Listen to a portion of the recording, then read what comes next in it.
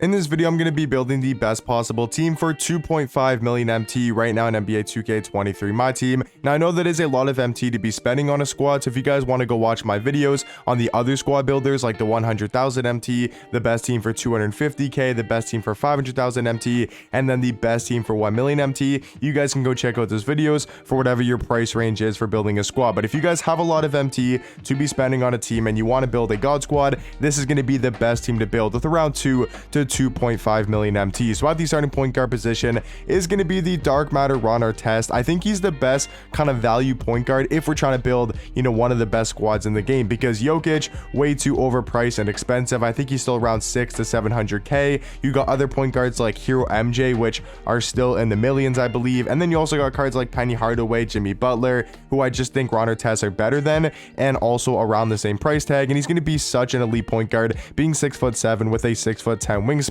I mean, you can make an argument he's the best point guard in the game. I think he's probably number 2 or number 3 right behind Jokic, but you can make an argument that he's actually better than the hero Jokic because of his defensive stats. I mean, he's got a 98 block, 99 steal, 99 lateral quickness, 99 perimeter defense, 98 interior, and he also does have perfect or some of the best tendencies for the defensive end. 98 on-ball steal tendency with an 85 contest shot and an 85 block shot. You take a look at the defensive badges, tons of good Hall of Fame defensive badges there. He's got Hall of Fame quick first step, killer combos, hyperdrive handles for days, clamp breaker. I mean, the card's got perfect stats and badges. You take a look at his animations. He's got a great jump shot with the Marco Fultz base and the Rudy Gay up around, very quick timing. He's got the Trey fade, which is really good on current and next gen. He's got the Trey escape. He's got the D-Mitch size up, Dame behind the back, MJ dribble style, and then he also does have some pretty good dunk packages. I mean, just all around for around 300,000 MT is one of the better value point guards in the game if we're talking about the top level point guards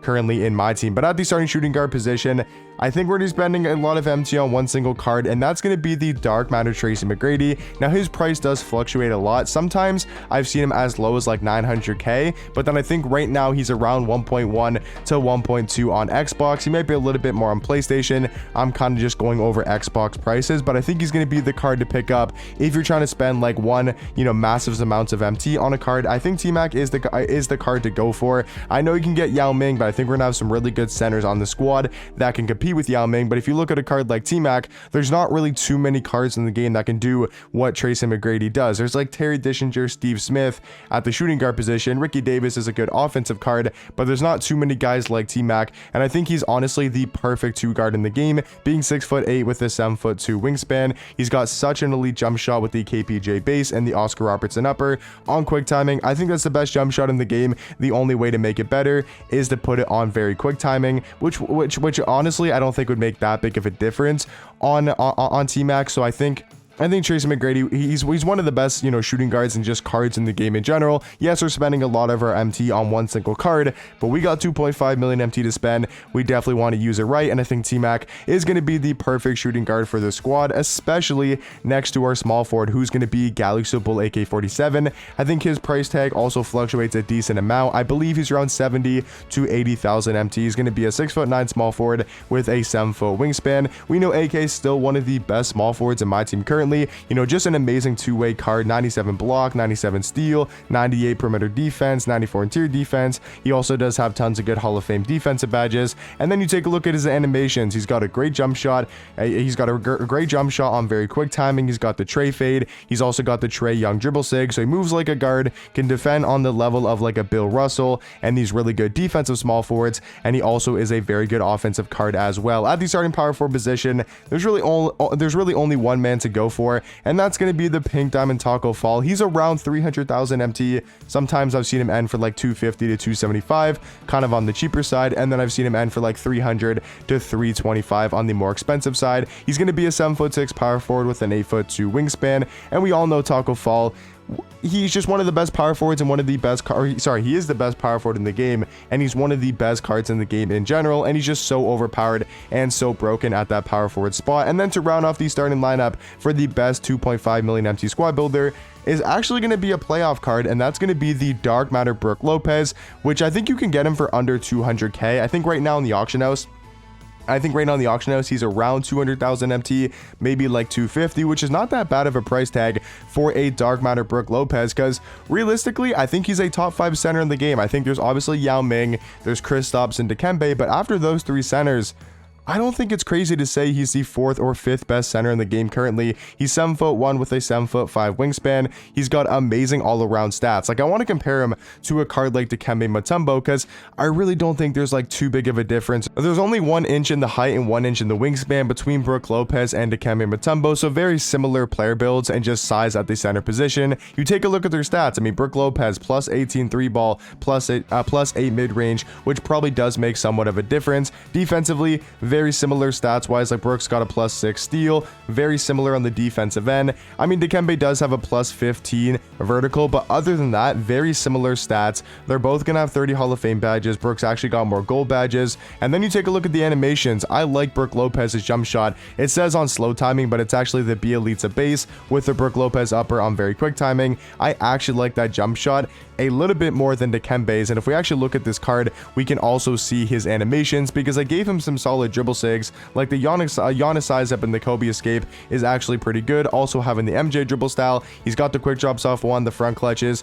I don't think it's a crazy argument to be made that he's better than Dikembe. I'm not 100% sure if I do believe he's better than Dikembe, but I think they're very close at that center position. So he's going to round off our starting lineup for the best 2.5 million MC squad builder. And then off the bench at the backup point guard spot is going to be the Galaxy Hedo Turkoglu. I think he's right behind Ron Artest in the point guard ranking. For me personally, it goes Jokic number 1, MJ number 2, Ron Artest number 3, and then Hedo Turkoglu at the number 4 spot. So basically on this team, we're going to have the 3rd and 4th best point guard, which I think is super nice to have on this type of team. He's going to be 6'10" at the point guard spot with a 6'11" wingspan, and Hedo Turkoglu has one of the best point guard jump shots currently in the game with the John Stockton base and the Trae Young upper on very quick timing, and then he also does have some very solid dribble sags. So I think Hedo Turkoglu for around 90,000 MT is going to be our backup point guard. For the backup 2 is going to be another great offensive card in the Galaxy Ricky Davis. I mean, like I was saying earlier about T-Mac, there's not too many cards in the game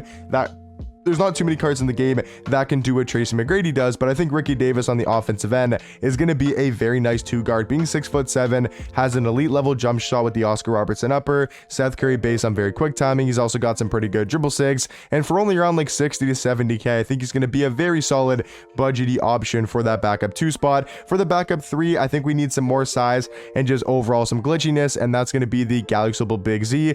I mean, if we're talking about glitchy and overpowered, it really doesn't get more glitchy and overpowered than Galaxy Big Z. He's 7'3" at the small forward and shooting guard position with a 7'6" wingspan, and the card's just going to be so overpowered. I mean, he can mash at a very high level, he can knock down threes, he can defend, he can even dribble a little bit with the ball in his hands. Like, he's just so overpowered for around 125 to 150k at the power forward position. Off the bench, I think we kind of need to go a little bit more, I guess you could say, budget, but Kyle Kuzma as a Galaxy Opal is going to be an amazing backup power forward. Now you're probably wondering, why is he playing the backup 4? He's only 6'9", so he's going to be a little bit undersized at the power forward position, but in game he's basically going to guard our small forward, and then Big Z or Kuzma can guard the 1, 2, or 3, and then Big Z would guard the power forward or the center, and then to round off our squad is going to be the Pink Diamond Peter. So in game, I think our matchups would look something like this, where we do have, you know, Big Z guarding the center, we have Peter guarding the power forward, and then these 3 guys can really guard whatever position they want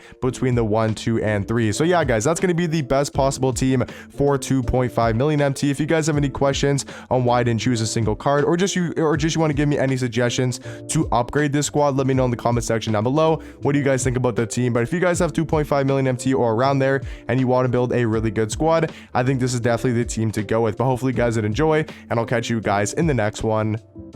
Peace.